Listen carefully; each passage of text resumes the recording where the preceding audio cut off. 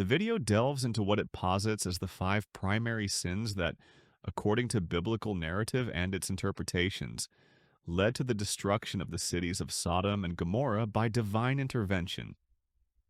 These two cities hold a significant place in biblical history, arguably second in familiarity only to Jerusalem, God's chosen city, Bethlehem, the birthplace of Jesus, Nazareth, his hometown, Babylon, and Egypt. The narrative of Sodom and Gomorrah unfolds during the time of Abraham and his nephew Lot, whose stories are chronicled in the book of Genesis. These cities gained infamous notoriety for their complete annihilation by fire due to the severity of the sins committed by their inhabitants and the pervasive wickedness that permeated their societies.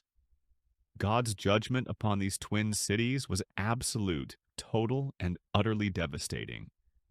Nothing was left standing in its wake. No trees, no buildings, no monuments, and certainly no people remained. History records few cities, both before and after the era of Sodom and Gomorrah, that have suffered a similar fate directly as a consequence of their own actions. This naturally leads to the crucial question: what exactly did the inhabitants of these cities do? What specific evil did they commit to warrant such swift and decisive retribution? What precisely were their sins? The video aims to provide answers to these profound inquiries, meticulously dissecting the five principal sins that the presenter believes culminated in the destruction of Sodom and Gomorrah. For viewers who watch until the end, the video promises to shed light on why the term sodomy came to be used to describe the activities of male homosexuals, and to address the contentious question of whether homosexuality was indeed the main reason behind God's destruction of Sodom and Gomorrah. The presenter hints that the answer to this latter question might be surprisingly contrary to popular belief. Before embarking on the core discussion, the presenter encourages viewers to support the channel by liking and sharing the video. To establish a contextual backdrop for the episode, the presenter draws a parallel with the story of Pompeii, a city that met a cataclysmic end long after the demise of Sodom and Gomorrah. Around 79 AD, the inhabitants of the ancient Roman city of Pompeii enjoyed a peaceful yet vibrant lifestyle in the shadow of the imposing Mount Vesuvius. One ordinary day abruptly transformed into a catastrophe when the dormant volcano roared to life, violently erupting and spewing a towering column of ash and smoke into the sky. Panic seized the city as its residents desperately tried to flee the impending disaster, but their efforts proved futile. A deadly pyroclastic surge, a fast-moving current of hot gas and volcanic matter, raced down the mountainside, engulfing everything in its path with terrifying speed and force. Within a matter of hours, Pompeii was completely buried beneath a thick and suffocating layer of fire, ash, and debris. The once thriving city became frozen in time, its inhabitants instantly vaporized, and its secrets concealed from the world for centuries under the volcanic shroud. The presenter notes that the story of Pompeii, despite the differing cause of destruction, bears a stark resemblance to that of Sodom and Gomorrah in its utter and complete devastation. While Pompeii was destroyed by the seemingly random and impersonal power of nature, Sodom and Gomorrah were destroyed by what the video describes as the deliberate and steady hand of God. The reasons behind Pompeii's obliteration by lava and volcanic debris remain within the realm of natural phenomena, but the video asserts that the reasons for Sodom and Gomorrah's annihilation by God are explicitly stated within the biblical text. According to the video, the destruction of Sodom and Gomorrah was a direct consequence of their pervasive sins and their repeated tendency to disregard God's warnings. The remainder of the episode is dedicated to enumerating and elaborating on what the presenter identifies as the five key sins that led to this divine judgment. The first sin discussed is wickedness. The presenter explains that the term wickedness serves as a generic representation of evil, encompassing a broad spectrum of morally reprehensible actions and attitudes. It is presented as the antithesis of goodness, righteousness, and virtue. To support this, the video quotes Genesis 18:20-21. Then the Lord said, because the outcry against Sodom and Gomorrah is great and their sin is very grave, I will go down to see whether they have done altogether according to the outcry that has come to me. And if not, I will know. The presenter interprets this passage as highlighting the cries for help from individuals who suffered as a direct result of the pervasive sins and wickedness prevalent in Sodom and Gomorrah. These afflicted people, having nowhere else to turn, reached out to God in their distress. While the specific nature of these sins is not explicitly detailed in this particular passage, the following verse, Genesis 18:23, offers a slight clarification. Genesis 18:23 states, Then Abraham drew near and said, Will you indeed sweep away the righteous with the wicked? The presenter emphasizes the appearance of the term wicked, noting its consistent association with God's wrath. Wickedness is defined as behavior that is morally evil, sinful, or fundamentally wrong. It encompasses actions or intentions that are deliberately harmful, malevolent, or malicious, often with the explicit intent to inflict harm or suffering upon others. The video elaborates, suggesting that wickedness includes such heinous acts as deceit, cruelty, violence, dishonesty, torture, murder, and numerous other forms of criminality. Sodom and Gomorrah are portrayed as a cesspool of a pervasive evil, wickedness, and deep-seated corruption, so thoroughly rotten that they possessed absolutely no prospect of redemption. Consequently, God deemed the ultimate solution to be the complete annihilation of the cities and their inhabitants. Abraham's subsequent attempt to plead with God, arguing that there must surely be some righteous individuals within the cities, is also recounted. After some negotiation, God agreed that if even 10 people could be found within the two cities, who had not succumbed to the wicked nature of their fellow inhabitants, he would spare the entire region. The presenter underscores the significance of this, stating that for the sake of just 10 righteous souls, God was willing to withhold his judgment. However, the narrative implies that no such contingent of righteous individuals existed, as God ultimately proceeded with the destruction of the cities. The second sin identified by the video is idolatry and idol worship.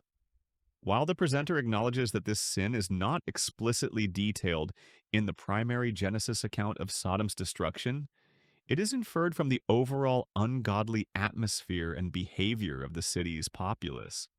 The presenter argues that it is a logical deduction that people who perpetrate wickedness without remorse or conscience are inherently ungodly and prone to idolatry. The video posits that it is virtually impossible for individuals to genuinely worship God in truth and in spirit while simultaneously engaging in wicked, deceitful, violent, malicious, and cruel behaviors. For such individuals, the object of their devotion must necessarily be false gods, manifesting in the forms of physical idols, as well as intangible idols such as power, prestige, material wealth, and worldly fame. To support this assertion, the video quotes Apostle Paul's words in Romans 1:25. They exchanged the truth about God for a lie and worshipped and served created things rather than the Creator. The presenter emphasizes that this verse provides the true definition of idolatry and idol worship, the act of venerating and serving created entities rather than the one who created them. Further supporting this point, the video cites a passage from Jeremiah 23:14, where the prophet compares the sins of errant Jerusalem to those of Sodom and Gomorrah, stating, "But in the prophets of Jerusalem I have seen a horrible thing. They commit adultery and walk in lies. They strengthen the hands of evildoers so that no one turns from his evil. All of them have become like Sodom to me, and its inhabitants like Gomorrah." This comparison suggests a shared spiritual corruption that includes a rejection of true worship and an embrace of falsehood and evil. The third sin addressed in the video is homosexuality. The presenter acknowledges the prevalent claim that the sole reason for God's destruction of Sodom and Gomorrah was the widespread homosexual practices within the cities. However, the presenter explicitly states a personal disagreement with this singular interpretation. While conceding that homosexuality was certainly one of the sins practiced by the people of Sodom and Gomorrah, it was not, according to the video, the only sin, nor even necessarily the most egregious one. The presenter argues that while homosexuality is indeed considered sinful and immoral according to biblical teachings, it might not be classified as wicked in the strictest sense of the word, particularly because it does not inherently involve physical harm to another person. The presenter does acknowledge the spiritual implications of such acts, but maintains that physical harm is a key component of the most severe forms of wickedness. Nevertheless, the video firmly states that homosexuality was indeed a sin and contributed to the reasons for the city's destruction, even if it was not the primary cause. The presenter notes that Sodom and Gomorrah have become central figures in modern consciousness precisely because of the increasing visibility and acceptance of homosexuality in contemporary society. A significant portion of the global population now openly practices and advocates for homosexual relationships. Governments around the world are enacting laws that support and legalize same-sex marriage and partnerships. The presenter even mentions the recent shift in the Catholic Church's stance, allowing for the blessing of homosexual couples by Catholic priests, referencing a separate video on the topic, link provided in the description. The presenter then points out that the very term sodomized, which is used to refer to certain sexual acts, particularly those involving male homosexuals, originates from the biblical narrative of Sodom and Gomorrah. The term has also been broadened to describe individuals who engage in acts of sexual perversion in general. The video emphasizes that the main sin associated with Sodom and Gomorrah was not solely homosexuality, but rather encompassed a broader spectrum of sexual immorality, including sexual violence and the perversion of God's intended purpose for sexual relations. As the population of these cities grew, so too did their propensity for vile and shameful passions. The presenter quotes Apostle Paul's description in Romans 1:26-27. Because of this, God gave them over to shameful lusts. Even their women exchanged natural sexual relations for unnatural ones. In the same way, the men also abandoned natural relations with women and were inflamed with lust for one another. Men committed shameful acts with other men and received in themselves the due penalty for their error. The presenter clarifies that this passage is indeed referring to lesbian and gay behavior, which Paul explicitly labels as shameful. While some might argue that Paul's language does not directly categorize it as a sin, but merely as a distasteful practice, the presenter strongly refutes this interpretation. The video asserts that homosexuality is not only a sin, but also, in itself, a consequence or punishment for other sins. To further solidify this point, the presenter cites Leviticus 18:22, "You shall not lie with a male as with a woman. It is an abomination," and Leviticus 20:13, as well as Jude 1:7. Just as Sodom and Gomorrah and the surrounding cities, which likewise indulged in sexual immorality and pursued unnatural desire, serve as an example by undergoing a punishment of eternal fire.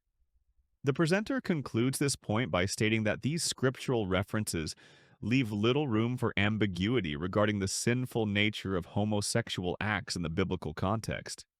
For Christian viewers struggling with homosexual feelings, the presenter advises seeking solace and guidance through prayer and the Holy Spirit, expressing confidence in finding redemption. The fourth sin identified is idleness. The presenter acknowledges that it might seem counterintuitive to consider idleness a significant sin. However, the video argues that idleness serves as a fertile ground for the cultivation of numerous evils, echoing the well-known proverb, "An idle mind is the devil's workshop." To be idle is defined as a state of not actively working towards any specific and worthy goal. It represents a fundamental missing of the point, which the presenter connects to the true meaning of sin, or hamartia. a Hebrew word meaning to miss the mark. The inhabitants of Sodom and Gomorrah, according to the video, lived in a state of wealth and affluence. They did not need to exert much effort to sustain their livelihoods. This lack of purpose and passion for virtuous pursuits soon degenerated into a passion for evil, as they became arrogant, prideful, and decadent, feeling entitled to the gratification of their every desire. The presenter draws a parallel with contemporary society, suggesting that this sense of entitlement and lack of purposeful activity resonates with certain aspects of the current generation. To support this, the video quotes Prophet Ezekiel's description, 1649 to 50. Behold, this was the guilt of your sister Sodom. She and her daughters had pride, excess of food, and prosperous ease, but did not aid the poor and needy. They were haughty and did an abomination before me. So I removed them when I saw it. The presenter cautions viewers against allowing blessings of abundance to lead to a state of being goalless and aimless, reminding them of the commission to work in the vineyard of Jesus Christ. Failure to actively support this work, according to the video, constitutes missing the mark. A sin that can pave the way for decadence, arrogance, pride, lust, and shameful perversion, mirroring the trajectory of the inhabitants of Sodom and Gomorrah. The fifth and final sin discussed is pride in sin. The presenter asserts that while being sinful is inherently damnable, taking pride in one's sin is an even graver transgression. The people of Sodom and Gomorrah, according to the video, did not merely commit sins. They reveled in them, finding enjoyment in their sinful lifestyle and openly publicizing their transgressions, boasting about them to anyone who would listen. In essence, they lost the ability to hear the cautionary whisper of the Holy Spirit, their hearts hardened by their open defiance of divine law. To illustrate this, the video quotes Isaiah 3:8-9.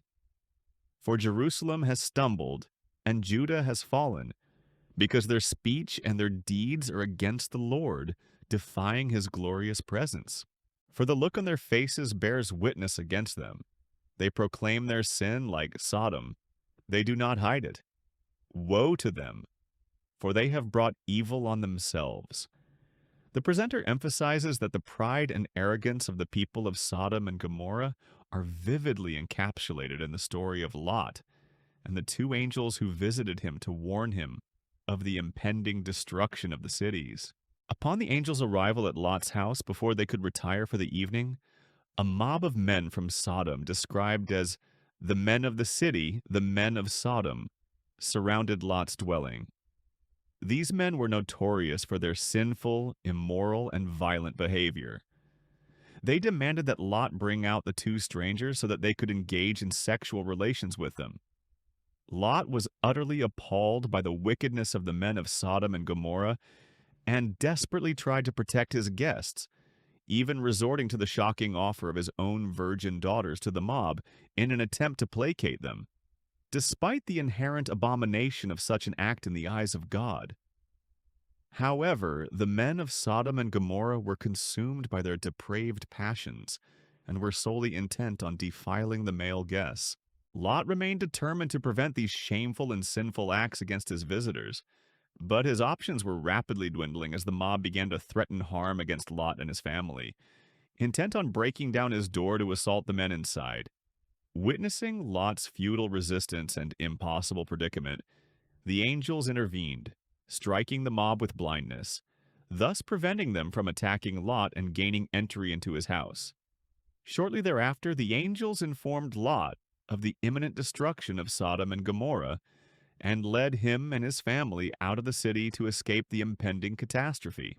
The presenter acknowledges the shock that viewers might feel regarding Lot's willingness to offer his daughters to the mob, suggesting it might reflect his desperate determination to protect his guests, a sacrosanct duty in that culture, but also highlighting the unfair treatment of women during that era, often reduced to mere bargaining chips, as Lot's actions demonstrated. In the face of extreme provocation, Lot compromised his own values and the chastity of his daughters. The observant listener, the presenter notes, might recognize parallels with contemporary society, where many so called Christians compromise their Christian values to appease those with questionable values, often caving under the slightest pressure from peers in social media and other spheres. The presenter concludes this point by suggesting that a key lesson from Lot's story is that associating with the unrighteous inevitably leads to being asked to bear the burden of their sins. To conclude the biblical account of Lot and the destruction of Sodom and Gomorrah, the presenter recounts that after Lot and his family were safely led away by the angels, the Lord rained down brimstone and fire upon Sodom and Gomorrah.